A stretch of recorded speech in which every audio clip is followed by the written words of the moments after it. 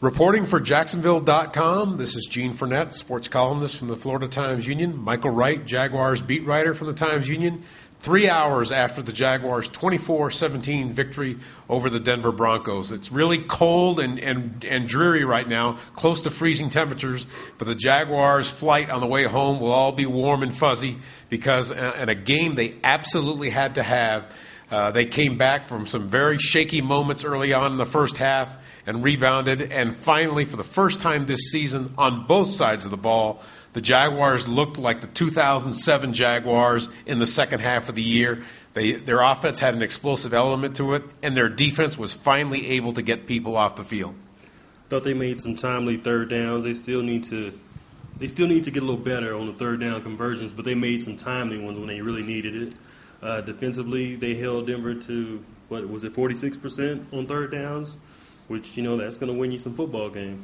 When you look at the overall game today for the Jaguars, talking about the stops, the defense was able to get on third down. John Henderson made a stop on a crucial 4th and 1. But more importantly, the secondary, which had been maligned all year, and rightfully so, was able to get more hands on the balls. They made Jake Cutler, who's the quarterback for the second-ranked offense in the NFL, look very ordinary today. And granted, the Jaguars were helped by two things. The Broncos did not have Eddie Royal, their second-best receiver. They did not have their pass-catching tight end, so that helped a little bit. But let's face it, the Jaguars also had injuries to deal with as well.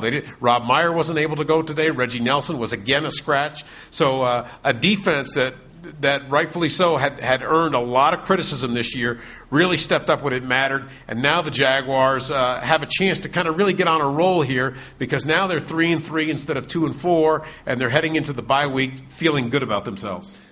Yeah, I think so. And you were talking about the secondary earlier. I think that they've tinkered around with the lineup enough that they're finally getting a feel for it now. Like you saw against Pittsburgh in the second half last week. They started going more base defense, and they were able to stop the Steelers a little bit. I think they carried that over into tonight, and it helped. Jaguars did very little blitzing on defense today. They relied more on their coverages and their guys to be there. Brian Williams played an instrumental role in this game because he was forced to play a little bit of cornerback, a little bit of safety, a little bit of nickelback. Just one of several players today who really played a key role in this win. And on the offensive side of the ball, miraculously, the Jaguars finally looked like that explosive offense that Jack Del Rio's been talking about. 30-yard touchdown pass to Mercedes Lewis. 46-yard run up the middle, no less, for Maurice Drew, getting the blocking from the interior line that, as you know, has a lot of replacement parts. So the Jaguars got a lift from a little bit of everybody today. But offensively, I thought the Jaguars did kind of get back to being that team they were the second half of last year. I think so, too. They finally gotten that rhythm that we were talking about earlier. And also, they had 8 receivers catch balls today. 8 receivers caught balls. I think 5 receivers caught at least three balls. So they got some production from a little of everybody.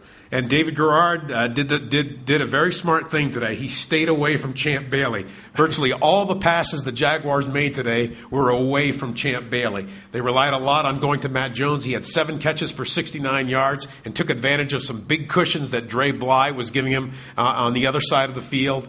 And more importantly, the Jaguars got the ball going back to the tight ends today. And it wasn't of the dink and dunk variety. There were passes down the field to the tight ends. There was a 69-yard bomb, a beautifully thrown ball to Troy Williamson that unfortunately was nullified by a holding penalty on Khalif Barnes. But overall, a much better effort all around from the Jaguars today. And remember, this was a day where they didn't get much help from their special teams, at least on the return game, because Brian Witherspoon wasn't here today. So for what they did offensively, particularly in the third quarter when they got those 2 touchdown drives going and really took control of the game, and defensively, finally being able to actually cover people and break up passes. Overall, it was probably the Jaguars' best game of the year, but more importantly, it gets them to 500 going into the bye week. Now they've got 3 teams upcoming that have a combined record of 1-14. So a very good chance that the Jaguars get back to playing the Jaguar football that David Garrard said they did today. They do that over their next 3 games, they could get it up to 6-3 and really be right in the middle of the playoff picture. Reporting from Invesco Field at Mile High, this is Gene Frenette and Michael Wright for Jacksonville.com.